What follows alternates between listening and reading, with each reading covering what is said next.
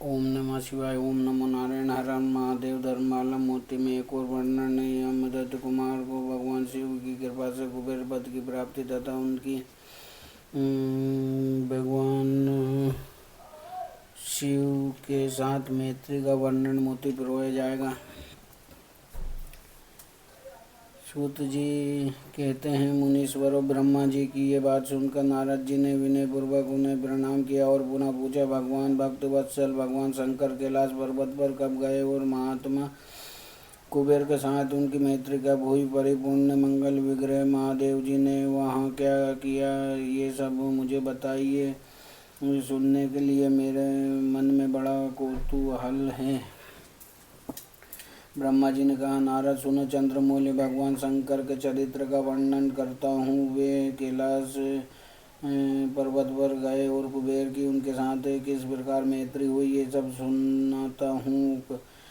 कम्पिल्य नगर में यम यज्ञदत्त नाम से प्रसिद्ध एक ब्राह्मण रहते थे, जो बड़े सदाचारी थे। उनके एक पुत्र हुआ जिसका नाम गुणानिधि था। वो बड़ा ही दुराचारी और जुआरी हो गया था। पिता ने अपने उस पुत्र को त्याग दिया। वो घर से निकल गया और कई दिनों तक भूखा भटकता रहा। एक दिन वो नैवेद्य चुराने की इच्छा से एक शिव मंदिर में गया। वहाँ उसने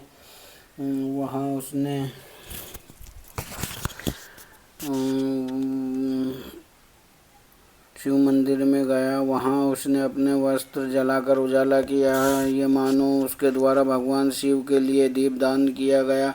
तत्पश्चात वहाँ चोरी में पकड़ा गया और उसे प्राणदंड मिला। अपने कुकर्मों के कारण वो यमदूतों द्वारा बांधा गया। इतने में ही भगवान शंकर के पार्षद वहाँ पहुँचे और उन्होंने उसे उनके बंधन से छुड़ा दिया। शिव गणों के संग से उसका हृदय शुद्ध हो गया था। वो उन्हीं के साथ तत्काल शिवलोक में चला गया।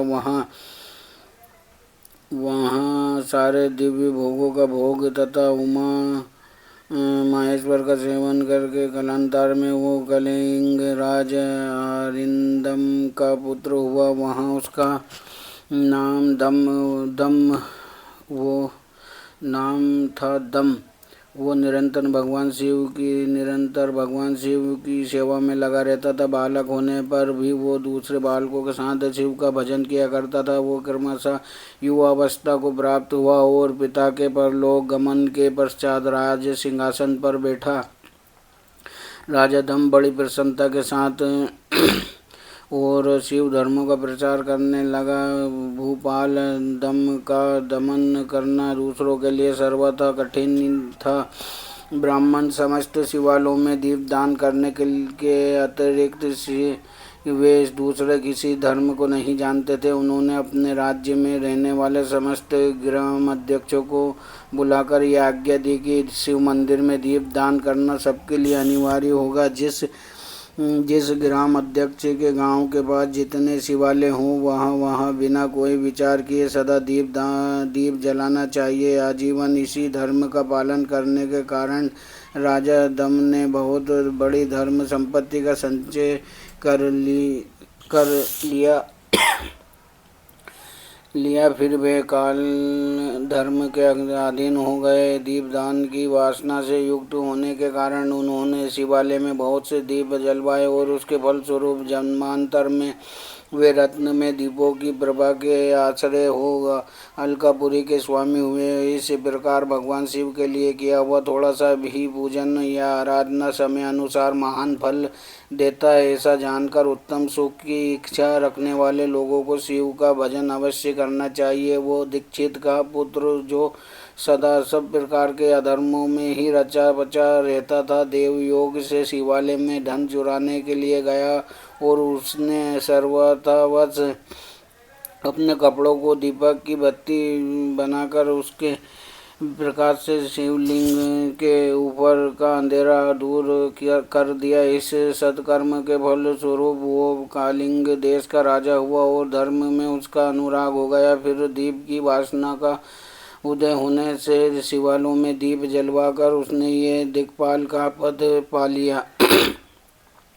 मुनीश्वर, देखो तो सही कहा उसका वो कर्म और कहाँ यहाँ दिक्पाल की पदवी जिसका ये मानव धर्म प्राणी इस समय यहाँ उपभोग कर रहा है। तात ये तो उसके ऊपर शिव के संतुष्ट होने की बात बताई गई है। अब एकाचित होकर ये सुनो कि किस प्रकार सदा के लिए उसकी भगवान शिव के साथ मित्रता हो गई। मैं इस प्रसंग का तुमसे वर्णन करता हूँ। नारद, पहले के पद्मकल्प की बात है। मुझे ब्रह्मा के मानस पुत्र पुलस्त्य से विसर्वा का जन्म हुआ और विसर्वा के पुत्र वैसर्वण कुबेर हुए। उन्होंने पूर्व काल में अत्यंत उग्र तपस्या के द्वारा त्रिनेत्रधारी महादेव की आराधना करके विश्वकर्मा की बनाई हुई इस अलकापुरी का उपभोग किया। जब वो कल्प व्यतीत हो गया और मेद वाहन कल्प आरंभ हुआ, उस समय वह यज्ञ दत्त का पुत्र जो प्रकाश का दान करने वाला था, कुबेर के रूप में अत्यंत दुस्साह तपस्या करने लगा। देव दान मात्र से मिलने वाली शिव भक्ति के प्रभाव को जानकर वो शिव की चित्त प्रकाशिका काशीपुरी में गया और अपने चित्तरूप रत्न में प्रदीपों से 11 रुद्रों को उद्बोधित करके अनन्य भक्ति एवं स्नेह से संपन्न हो वो तन्मयता पूर्वक शिव के ध्यान में मग्न हो निश्चल भाव से बैठ गया। और जो शिव की एकता का महान पात्र है, तप रूपी अग्नि से बड़ा हुआ है, काम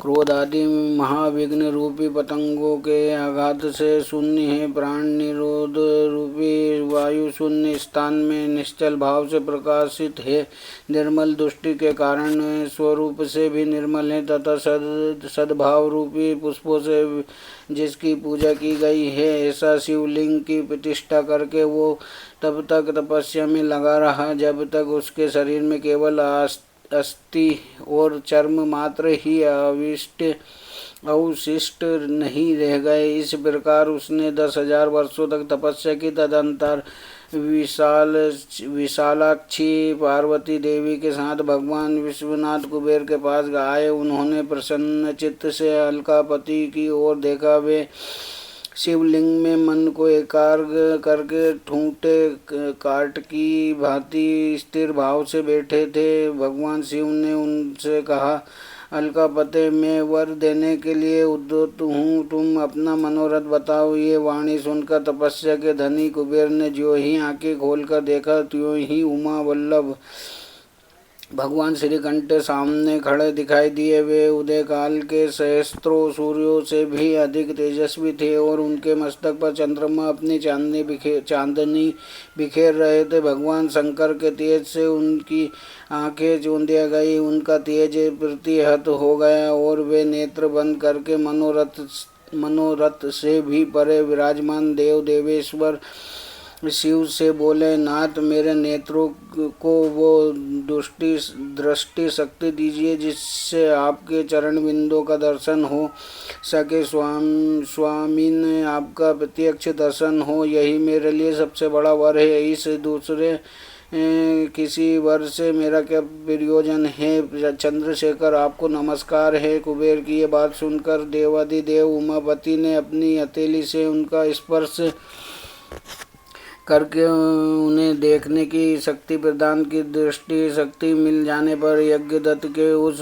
पुत्र ने आंखें फाड़ कर पहले उमा की ओर ही देखना आरंभ किया। वो मन ही मन सोचने लगा, भगवान शंकर के समीप ये सर्वांग सुंदरी कौन है? इसमें कौन सा ऐसा तप किया है जो मेरी ही तपस्या से बढ़ गया? ये रूप, ये प्रेम, ये सौभाग्य और ये असीम शोभा सभी अद्भुत है। ये वो ब्राह्मण कुमार बार बार यही कहने लगा। जब बार बार यही कहता हुआ वो क्रूर दृष्टि से उनकी ओर देखने लगा, तब वामा के अवलोकन से उसकी बाईं आँख फूट गई। तदंतर देवी पार्वती ने महादेव जी से कहा, प्रभु, ये दुष्ट तपस्वी बार बार मेरी ओर देखकर क्या बक रहा है? आप मेरी तपस्या के तेज को प्रकट कीजिए। देवी की ये बात सुनकर भगवान शिव ने हंसते हुए उनसे कहा, ये तुम्हारा पुत्र है, ये तुम्हें क्रूर दृष्टि से नहीं देखता, अपूर्ति तुम्हारी तपा संपत्ति का वर्णन कर रहा है। देवी से ऐसा कहकर भगवान शिव पुनः उस ब्राह्मण कुमार से बोले, वत्स, मैं तुम्हारी तपस्या से संतुष्ट होकर तुम्हें वर देता हूँ। तुम निधियों के स्वामी और ग्रहों के राजा हो जाओ, सुव्रत यक्षों, किन्नरों और राजाओं के भी राजा होकर पुण्य जनों के पालक और सबके लिए धन के दाता बनो। मेरे साथ तुम्हारी सदा मैत्री बनी रहेगी और मैं नित्य तुम्हारे निकट निवास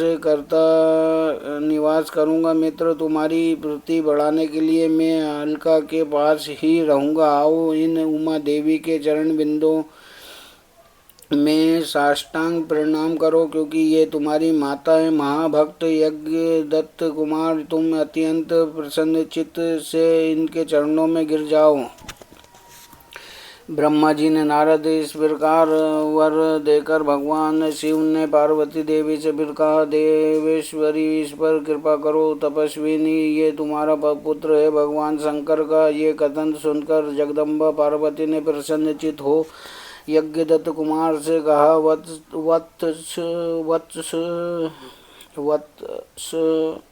भगवान शिव में ही तुम्हारी सदा निर्मल भक्ति बने रहे। तुम्हारी बाईं आँख तो फूट ही गई है, इसलिए एक ही पिंगल नेत्र से युक्त रहो। महादेव जी ने जो वर दिए हैं वे सब उसी रूप में तुम्हें सुलभ हो। बेटा, मेरे रूप के प्रति ईर्ष्या करने के कारण तुम कुबेर के नाम से प्रसिद्ध होवोगे। इस प्रकार कुबेर को वर देकर भगवान महेश्वर पार्वती देवी के साथ अपने विश्वेश्वर धाम में चले गए। इस तरह कुबेर ने भगवान शंकर की मैत्री प्राप्त की और अलकापुरी के पास जो कैलाश पर्वत है वहाँ भगवान शंकर का निवास हो गया।